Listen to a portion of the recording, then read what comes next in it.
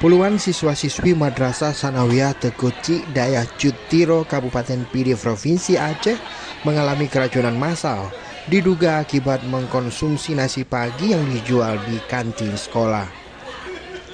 Para korban sebelumnya dibawa ke Puskesmas Tiro dan selanjutnya dilarikan ke Rumah Sakit Daerah Teku Abdullah Syafi'i di Bernun untuk penanganan medis lebih lanjut. Peristiwa itu terjadi sekitar pukul 8:30 waktu Indonesia Barat saat jam pelajaran pertama dimulai. Para siswa mengalami pusing-pusing, mual dan muntah sehingga harus dilarikan ke rumah sakit. Saat ini 26 pelajar mengalami keracunan masih dirawat di IGD RSUD daerah setempat. Mereka kini sudah didampingi oleh wali murid masing-masing dalam menjalani perawatan.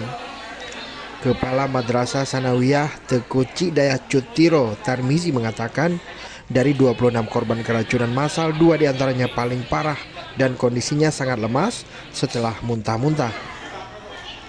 Menurutnya, para siswa-siswi rata-rata tidak sarapan di rumah, melainkan memilih untuk membeli nasi yang dijual di kantin sekolah mereka.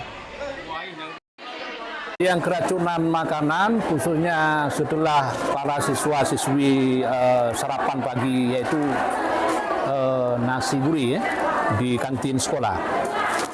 Kebetulan yang perlu perawatan medis 26 orang yang sudah dibawa ke rumah sakit Teku Abdullah Syafi'i, dan yang paling parah 2 orang tapi setelah di medis sudah ada perubahan, sudah baik. Tarmizi menambahkan peristiwa itu baru pertama kali terjadi di sekolah yang ia pimpin saat ini. Kondisi tersebut membuat semua pihak panik lantaran para siswa secara massal mengalami keracunan diduga akibat menyantap nasi pagi. Para korban awalnya mengaku mengalami gejala pusing-pusing dan bahkan sebagian langsung muntah-muntah. Namun kondisi saat ini sebagian pelajar mulai membaik setelah mendapatkan penanganan medis di rumah sakit. Dari Kabupaten Pidi Aceh, Tim Liputan Aceh Video.